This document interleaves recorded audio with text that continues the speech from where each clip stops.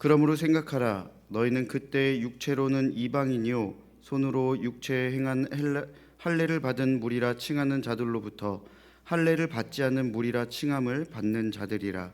그때 너희는 그리스도 밖에 있었고 이스라엘 나라 밖의 사람이라. 약속의 언약들에 대하여는 외인이요 세상에서 소망이 없고 하나님도 없는 자이더니 이제는 전에 멀리 있던 너희가 그리스도 예수 안에서 그리스도의 피로 가까워졌느니라. 그는 우리의 화평이신지라. 둘로 하나를 만드사 원수된 것 곧 중간에 막힌 담을 자기 육체로 하시고 법조문으로 된 계명의 율법을 폐하셨으니 이는 이 둘로 자기 안에서 한 세 사람을 지어 화평하게 하시고 또 십자가로 이 둘을 한 몸으로 하나님과 화목하게 하려 하심이라.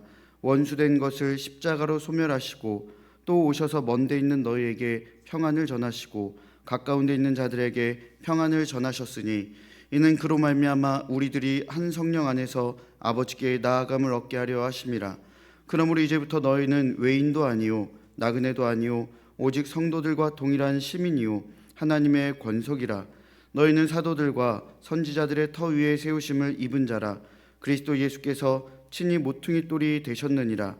그의 안에서 건물마다 서로 연결하여 주 안에서 성전이 되어가고 너희도 성령 안에서 하나님이 거하실 처소가 되기 위하여 그리스도 예수 안에서 함께 지어져 가느니라. 아멘. 부활주일입니다. 그 어느 때보다 기쁨이 넘치는 날이죠. 예수 그리스도의 십자가 대속과 부활의 영광으로 인하여 우리에게 적용된 은혜들은 굉장히 많습니다. 먼저 우리 좌우 앞뒤를 한번 이렇게 둘러보실까요? 네, 움직이셔도 되는데 네, 좌우 앞뒤를 좀 둘러보시면서 인사도 하시고 또 손도 잡아주시고 잘 왔다고 건강하냐고 이렇게 한 말씀 좀 이렇게 해주시죠. 네, 하셔도 돼요. 네, 그거 뭐 이상한 거 아니에요. 네, 인사 잘하셨죠? 그러면 여러분 이번에는요 여러분 주변이 아니라 여러분 마음속을 한번 둘러보겠습니다. 혹 여러분 마음 가운데 미워하거나 싫어하는 분이 계십니까? 그럼 그분을 떠올리면서 속으로 한 소리 한번 하십시오. 근데 저는 보지 마시고요. 네, 속으로 한 소리 팍.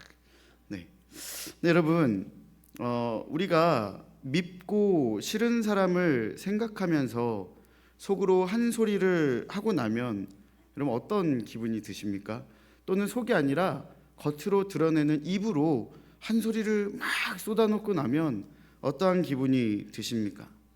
한 소리 하고 나면 굉장히 뭔가 시원할 것 같은데 이상하게 시원하기보다는 찝찝하죠.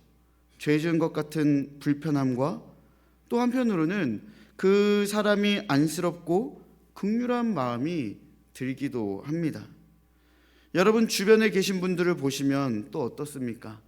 또 즐겁고 기쁘고 또 너무너무 이 사람과 함께 교제하고 싶은 그런 마음이 생기죠. 여러분 주변에 그리고 여러분 마음속에 있는 사람들은 우리의 가족들도 아닌데 우리는 어떻게 그들을 사랑하고 용서하고 긍휼의 마음을 품을 수 있는 것일까요? 오늘 본문이 바로 이 부분에 대한 명쾌한 해답을 우리에게 안겨줍니다. 바울 사도는 에베소 교인들에게 당신들은 이방인으로 태어났습니다. 유대인들은 당신들에게 할례받지 못한 자라고 손가락질합니다. 그러면서 자신들은 할례받은 자라고 자랑합니다. 이렇게 이야기를 합니다. 이방인과 유대인 서로 하나 될 수 없는 그 존재들, 서로 완전히 분리된 존재라고 설명을 하죠. 여러분 우리도 마찬가지입니다. 본질상 죄인이었던 우리들은 서로 완전하게 분리되어 있는 그러한 관계들이었습니다. 서로 사랑할 수 없는 존재들이고 더 나아가 원수된 그러한 자들이기도 하지요.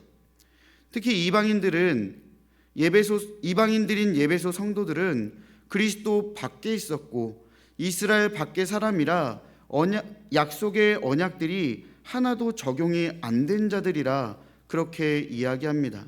하나님이 없기에 소망이란 것도 없는 존재라는 그러한 이야기를 하죠. 그러니까 이방인인 에베소 성도들과 또 유대인들 완전히 구분되어 있다라고 그러한 이야기를 하는 겁니다. 그러면서 바울 사도는요, 그렇게나 간격이 좁혀지지 않을 것 같던 유대인과 이방인들이 서로 하나가 될 수 있었던 이유에 대해 이렇게 전합니다. 13절 말씀이죠. 이제는 전에 멀리 있던 너희가 그리스도 예수 안에서 그의 피로 가까워졌느니라. 아멘. 그리스도 예수로 인해 유대인과 이방인이 서로 하나가 될 수 있다고 말합니다. 원수된 자들이 서로 하나가 되었다라고 그렇게 이야기를 하죠. 그리스도의 피로 인해 너희가 서로 가까워졌다라고 분명하게 선포를 합니다. 대단한 일이 아닐 수 없습니다. 여기 계신 여러분들이 좋은 관계든 불편한 관계든 그리스도 예수 안에서 가까워졌다라고 지금 바울 사도는 우리에게 이야기하고 있는 것입니다. 여러분은 그리스도의 피로 서로 친밀해지고 가까워진 그러한 관계들입니다. 그런데 여러분, 예수 그리스도께서 피를 흘리신 십자가 대속은 언뜻 보면 예수님이 혼자 개인의 일로만 보일 수도 있죠. 내가 십자가에 못 박힌 게 아니라 예수님이 십자가에 못 박히신 것입니다. 그런데 그 예수님의 개인적인 사역이 어떻게 우리에게 동일하게 적용이 될 수 있었을까요? 여러분, 예수님은 지금 어디에 계시죠? 어디에 계시죠? 그렇죠? 이제 막 혼란이 오기 시작하는 거예요. 네. 그래서 교리를 배우셔야 되는 겁니다. 목요일 10시 30분. 네. 초등부실. 네. 예수님은요, 지금 하나님의 보좌 우편에 앉아 계십니다. 하나님의 보좌 우편에 앉아 계신 분이 각자 다른 이방인과 유대인을 어떻게 하나로 연결해 주실 수 있을까요? 여러분, 접붙임이라는 단어를 들어보신 적 있으시죠? 예를 들어 열매를 잘 맺는 과일나무 기둥에 열매를 맺되 사람이 먹을 수 없는 열매를 맺는 과일나무가지를 붙입니다. 그게 접붙임이죠.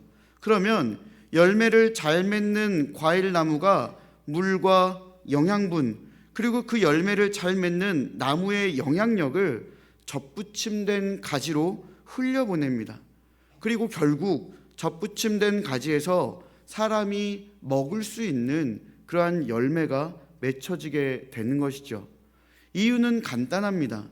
접붙여진 그 나무의 기둥, 그 뿌리, 근간이 되는 그 나무가 굉장히 튼튼하고 또한 좋은 열매를 맺는 그러한 품종이기 때문입니다. 우리는요, 예수님께 접붙임 되었습니다. 예수님과 하나가 되었습니다. 죽었던 우리들은 예수님의 생명을 얻어 소생하게 되었지요. 소수의 몇 명만 선택받아 예수님께 접붙임된 것이 아니라 태초 이전부터 택함을 받은 하나님의 자녀들 모두가 예수님께 접붙임된 것입니다. 그래서 이 예수님께 접붙임되어 예수와 연합하였기 때문에 우리는 서로 하나가 될 수 있고 서로 사랑할 수 있으며 서로 용서할 수 있는 것입니다.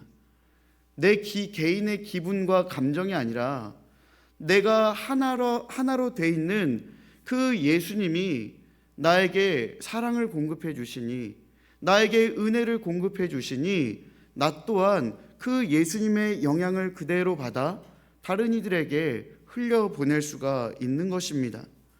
에베소 교인들, 즉 이방인들과 또한 유대인들은요, 십자가로, 예수 그리스도의 십자가로 서로 하나가 되었습니다. 서로 화목해 된 것이지요. 더 이상 원수된 자가 아닌 것입니다. 예수님께서는 그들에게 평안을 전하셨습니다. 또한 그들에게, 특별히 이방인이었던 에베소 성도들에게 이제는 너희들이 나그네도 아니다, 외인도 아니다. 너희들은 동일한 시민이요 하나님의 권속이라라고 그렇게 말씀해 주십니다. 그 이유가 예수님과 연합하였기 때문이죠. 예수님과 연합했다라는 것은 내가 예수님이 내 안에 있다 이게 아니라 예수님과 하나가 된 상태라는 것입니다. 예수님이 하나님의 보좌 우편에 앉아 계셔도 괜찮습니다. 지금 나는 예수님과 하나가 되었기 때문에 나에게는 예수의 영이, 예수의 은혜가, 그 넘치는 사랑과 자비하심이 흘러나게 되는 것입니다. 누구의 힘입니까? 여러분의 인격이 좋아서가 아니라 예수님의 은혜가, 그 사랑이 크기 때문이죠. 사랑하는 여러분, 우리는 예수 그리스도와 하나가 되었기 때문에 여러분 외에 예수 그리스도와 연합된 분들을 사랑할 수 있는 것입니다. 여러분, 예수님과 연합 안 되셨나요? 연합 되셨죠. 예수님께 딱 접붙여서 그렇게 살고 계시죠. 그런데 여러분만 그렇게 사시는 게 아닙니다. 내 옆에 있는 분들, 심지어는 내 마음속에서 내가 한 소리 하고 싶어하는 그 사람조차도 내 눈에는, 내 마음엔 들지 않지만 주님의 눈에는, 주님의 마음에는 드는 사람인 것입니다. 죄인 아닌 사람이 어디 있습니까? 우리 모두는 죄인이죠. 그런데 그렇게 모든 사람이 죄를 짓고 실수하고 잘못한다 할지라도 예수님은 우리를 다 용서하셨고 사랑하시는 그러한 분이십니다. 그 예수님의 용서와 사랑이 접붙임된 우리에게 흘러넘쳐 옆에 친한 사람은 더 사랑스럽게 보이는 것이고, 마음속에 하고 있는 그런 사람은 또한 용서가 되고, 또한 한 번 더 참고 그 사람을 위해서 기도할 수 있게 되는 것이죠.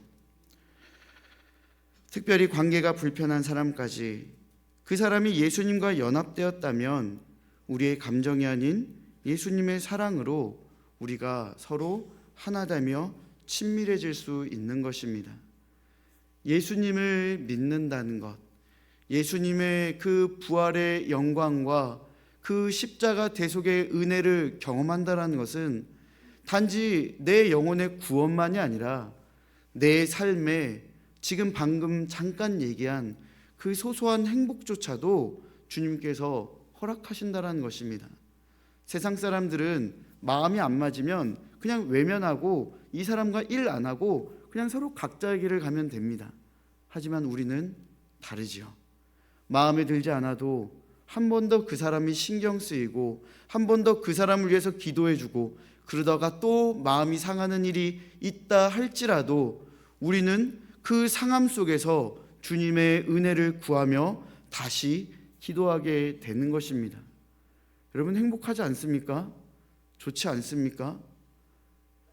이렇게 설교하는 저도 사실은 수많은 어려움과 갈등과 고민들이 있지요. 마음속으로 사랑했다, 또 이랬다, 사랑했다, 또 이랬다, 이제 여러 가지 감정들이 있지만 분명한 것은 예수님과 함께하는 우리들에게 주님은요, 우리의 감정과 우리의 생각을 넘어선 주님의 사랑을 흘려보낼 수 있도록 그렇게 허락해 주신다라는 겁니다. 사랑하는 여러분, 예수님의 십자가 대속과 부활이 이렇습니다. 단지 방금도 말씀드렸지만 구원만이 아니라 우리의 삶의 모든 부분에 간섭하시고 섭리하시고 역사하시며 우리들에게 기쁨과 감사가 넘칠 수 있도록 인도해 주신다는 것입니다. 고난주간에 늘 푸른데 예배 중에 카리스 찬양대 찬양을 들었습니다. 예수 나를 위하여 십자가를 질 때, 그날 그 순간부터 이 찬양이 고난주간 내내 계속 마음에 맴도는 거예요. 그날 진짜 정말 큰 은혜를 받았습니다. 이분들의 찬양에서 예수 그리스도와 연합하며 살아오신 그 인생이 느껴졌기 때문입니다. 항상 행복했을까요? 그렇지 않겠죠. 수십 년을 살아오면서 기쁨도 있었고 슬픔도 있었고 어려움도 있으셨을 것입니다. 그런데 그 찬양이요, 정말 주님과 연합하며 살아온 나의 인생이 참된 기쁨이며 은혜입니다라는 그러한 고백이 그냥 막 넘쳐나는 그러한 느낌을 받았습니다. 여러분, 예수님이 누구시고 어떠한 일을 하셨는지 우리가 알게 된다면 우리의 영혼은 기쁨과 감사가 넘치게 될 것이고, 참된 찬양이 마음 깊은 곳에서부터 우리의 삶으로 고백되게 될 것입니다. 이제 시온 찬양대가 준비한 부활주일 칸타타가 이제 시작이 되겠지요. 이 시간을 위해 몇 개월을 시간을 쪼개며 또한 두렵고 떨리는 마음으로 우리 시온 찬양대가 준비한 것을 옆에서 봤습니다. 두렵고 떨림으로 준비하셨지요? 대답을 안 했어요. 대답을 해주셔야죠. 되게 잘했는데. 네. 여러분, 십자가의 대속과 부활의 영광을 기쁨으로 찬양하는 시온 찬양대의 마음이 우리의 마음이 되기를 소망합니다. 왜일까요? 우리는 예수 그리스도와 연합되어 하나 된 자들이기 때문에 우리 시온 찬양대가 그 마음으로 하나님을 찬양하는 마음으로 준비한 그 모든 시간과 그 마음이 우리의 찬양이 되며 우리의 마음이 되는 것입니다. 그들의 영광 올려드림이 우리의 영광 올려드림이 되는 것입니다. 주님 안에서 연합했기 때문이죠. 또한 찬양은 시온 찬양대가 하지만 이 찬양을 통해 우리에게 말씀해 주시고 전해 주시는 하나님의 은혜와 사랑을 온 성도가 하나됨으로 경험하는 복된 시간 되기를 소망합니다. 예수님께서 나를 위해 십자가를 지심으로 예수님과 나를 연합하게 해주시는 것이고, 예수님으로 인해 우리의 공동체를 하나로 만들어 주시는 것입니다. 이 자리에 모인 모든 분들이 십자가의 대속과 부활의 영광을 기쁨으로 참여하며 예수 그리스도로 인한 성도의 하나됨을 온전히 누려 감사와 기쁨 그리고 사랑이 넘치는 우리 믿음의 공동체가 되기를 축원합니다.